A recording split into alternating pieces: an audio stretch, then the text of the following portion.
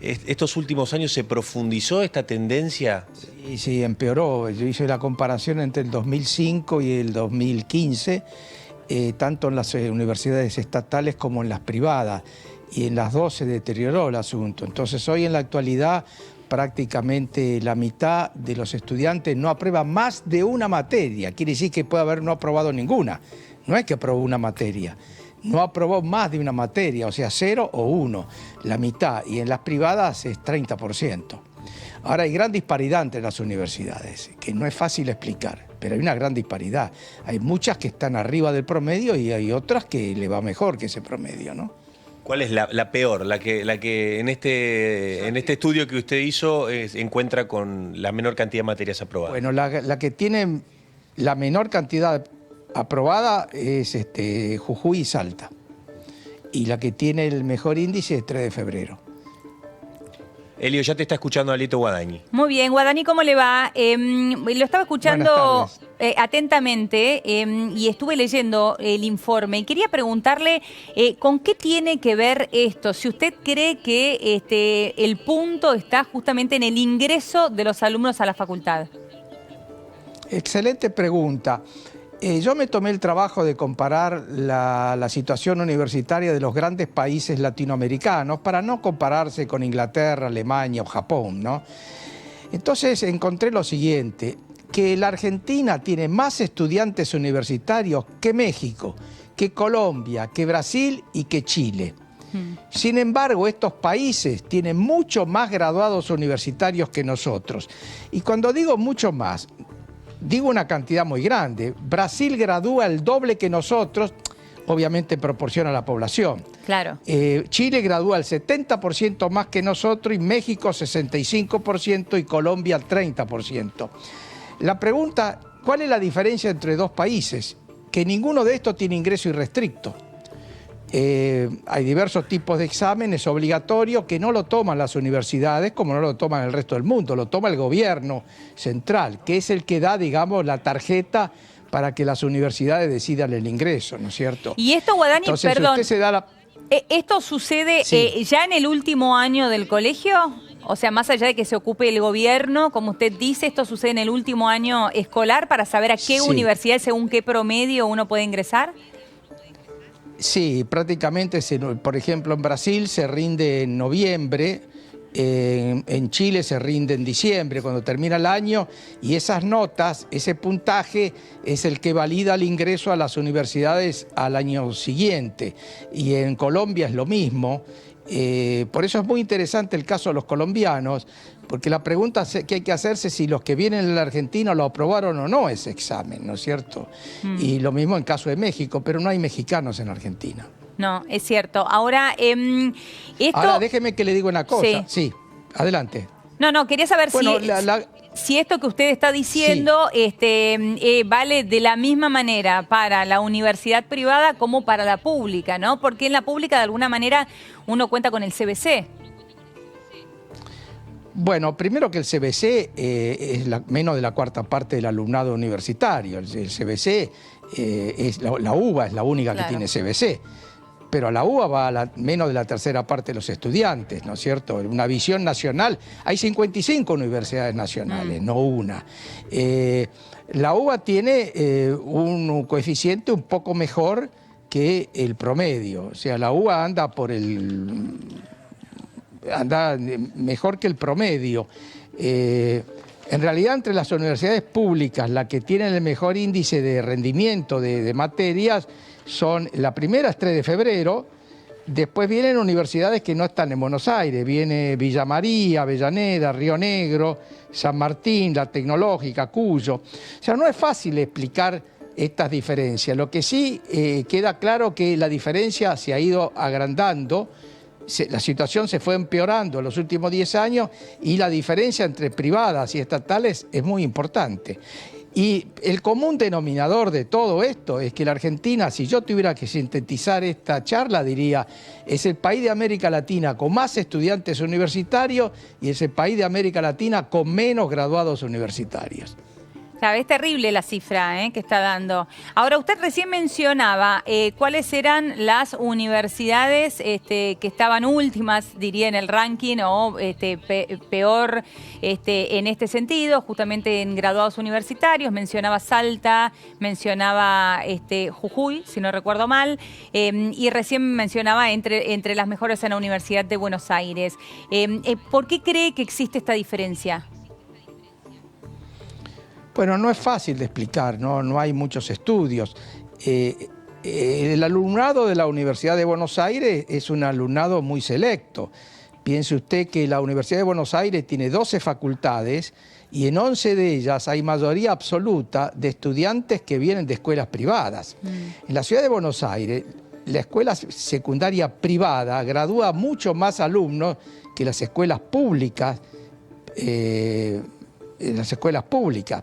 Acá hay una discriminación muy grande porque en el primer grado hay mucho más chicos en las escuelas públicas que en las privadas, pero en la graduación en muchos lugares se gradúan mucho más secundarios en las privadas que en las públicas. Por ejemplo, como recién le dije, la Ciudad de Buenos Aires y la provincia de Córdoba también. O sea, el sistema educativo argentino es profundamente desigual y no es capaz de romper esa desigualdad por una cantidad de razones, ¿no? Ahora, entre otras cosas porque ha habido una fuga muy grande de la escuela pública a la privada desde el año 2003. Hay mucha gente que se fue de la escuela pública y se pasó a la escuela privada. Si usted mira la cifra del año 2003 hasta el año pasado, la matrícula privada, estoy hablando primaria, ¿no? Sí. Creció mucho y la privada y la estatal cayó. ¿Y por qué? ¿A qué se debe esto? Bueno, si usted es padre de familia y ve que la escuela de la esquina, cuando es pública, se cierra y la escuela de la otra cuadra, que es parroquial o evangélica o privada, está abierto, ¿qué es lo que hace? Claro. Si le preocupa el futuro de su pibe. Claro, uno tiende a ir a donde tiene todos los días clase, ¿no? El cambio de escuela no lo hizo la clase alta, porque la clase alta ya se fue de la escuela pública hace muchos años. Hace muchísimos años. Lo que hay es una fuga de sectores más humildes que se preocupan por el futuro de sus pibes y por lo tanto se ven impotentes ante el cierre de escuelas. Piense usted que las escuelas públicas argentinas de hecho tienen el calendario escolar más corto del mundo. Entre otras cosas porque no hay jornada extendida. Claro. Mire, yo siempre repito una cifra que es impresionante.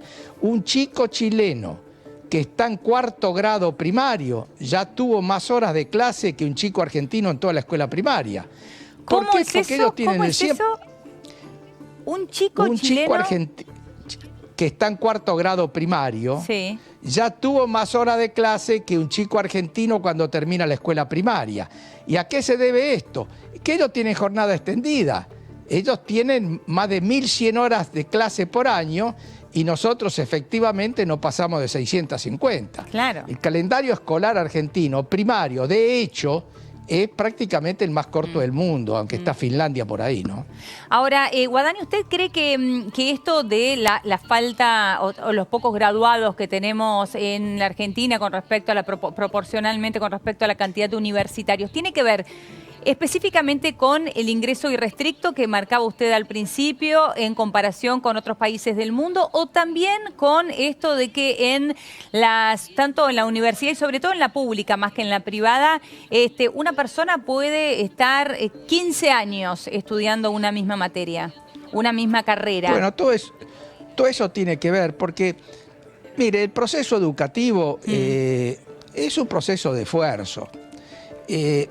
Sin sudor y sin dedicación no hay proceso de aprendizaje, por más que haya nuevas tecnologías nuevas, informática, pero la esencia del proceso es la dedicación.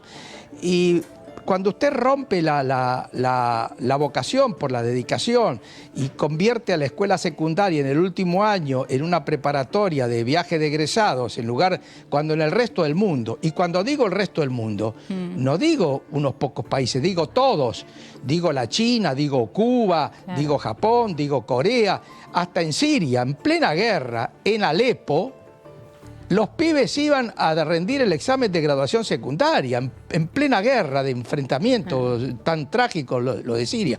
Para no hablarle de Francia, de Italia, en Inglaterra, de Suecia, en todo el mundo.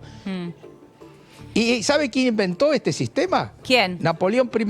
No. Napoleón I, 1808. Es el baccalaureat francés. Los que lideraron las reformas universitarias fue Napoleón. ¿Y por qué cree que aquí no lo adoptamos? Porque hay mucha gente que está a favor del ingreso irrestricto, animada por un noble sentido de la igualdad, de oportunidades y la fraternidad y la justicia social. Yo creo que están equivocados, pero los respeto. Pero me parece que es lo mismo que usted quiere organizar una maratón en un barrio. Si usted no exige que se entrenen antes de ir a la maratón, los muchachos se anotan en la maratón y en lugar de 42 kilómetros al kilómetro segundo caen listos. No hay proceso de aprendizaje sin esfuerzo. Y la escuela secundaria argentina ha perdido el sentido del esfuerzo y la dedicación, sobre todo en el último año. Claro. Ahora, Guadani, cuando ustedes hacen este estudio y encuentran que hay universidades en donde hay mayor cantidad de graduados que en otro, ¿allí también hacen una comparación del nivel académico o el nivel de exigencia que tiene una universidad versus la otra? Imposible de contestar. Hay 3 países en América Latina que pueden contestar su pregunta, que son México, Colombia y Brasil. ¿Por qué? ¿Por qué? Porque la Argentina no tiene ningún sistema que permita saber el nivel de los conocimientos de los graduados universitarios de cada facultad. En Brasil se sabe perfectamente cuál es el nivel de conocimiento de los abogados y los ingenieros de cada universidad pública o privada de Brasil. Lo mismo ocurre en Colombia y mismo ocurre en México. En la Argentina esto no existe. Entonces, cuando uno quiere comparar una universidad con la otra, le es muy difícil porque, vamos a ver, ¿usted cree que los estudiantes de la Universidad Nacional de Córdoba que estudian economía saben más que los de Rosario? Y yo no sé. O los de la UBA, o los de Cuyo, o los de la Católica, o la de Itela. No hay ningún tipo de medición, ni lo va a haber, no hay demanda por eso. Hay países donde ya en Brasil se está pidiendo que el diploma habilitante de cada profesión se dé, pero se ponga el puntaje de ese examen, que lo puso Fernando Henrique Cardoso, que era socialdemócrata. Yo tuve la suerte de ser testigo porque era embajador en Brasil, y después vino Lula, y Lula lo profundizó. Por ejemplo, el examen de graduación secundaria para entrar en la universidad en Brasil, Lula, que era un verdadero hombre de izquierda, dijo: esto yo no lo toco, lo que sí voy a hacer algo. Los pibes pobres que saquen buena nota en ese examen, todos van becados. Es clarísimo, Alieto. Muchísimas gracias por su tiempo. La verdad que nos quedamos con ganas de charlar más, así que lo invitamos a que venga al piso a seguir con esta charla. Bueno, con mucho gusto. Muchísimas gracias. Gracias, Jero, a vos también.